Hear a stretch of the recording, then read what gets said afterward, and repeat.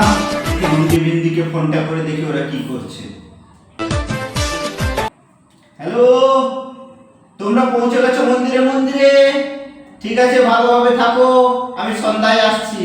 মহাদেব, মহাদেব, কোথায় তুমি? মহাদেব, কোথায় তুমি? কি হলো পার্বতী, তোমার বলো। মহাদেব, মহাদেব, আমি এসব চারিদিকে কি দেখছি মহাদেব? ঘোর বিপদ দেখছি মহাদেব, ঘোর বিপদ। কি হয়ে দেখেছো তুমি? মহাদেব, তোমার ভক্তগণ যেভাবে কলসি নিয়ে সারিবদ্ধভাবে আসছে তোমার মাথায় জল ঢালবে বলে, মানে তোমার তো ঠান্ডা লেগে যাবে। তোমার যদি ঠান্ডা লেগে যায় তখন আমি কোথায় নিয়ে যাব তোমাকে মহাদেব? কোথায় নিয়ে যাব?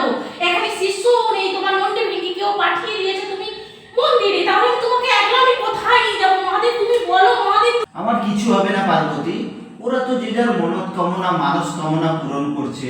কেউ ভালো স্বামী চাইছে, কেউ ভালো বউ চাইছে। আমার ঠান্ডা লাগবে না, তুমি নিশ্চিন্তেই থাকতে পারো পার্বতী, আমার কিছুই হবে না। ওরা ভালোবেসে আমাকে জল ঢালছে। তোমার কাছে মনে হয়েছে বড় তুলসী, আমার কাছে ওটা কিছু মনে হয় না। ওরা ভালোবেসে জলটা ঢালছে, ভক্তরা আমাকে ভালোবেসে জল। তাই যেন হয় মহাদেব, তাই যেন হয় সেটাই হবে, মহাদেব। সেটাই হবে, তুমি চিন্তা করো না, সেটাই হবে। আয়ুষ্মান ভাবো, ভাবো আয়ুষ্মান ভাবো।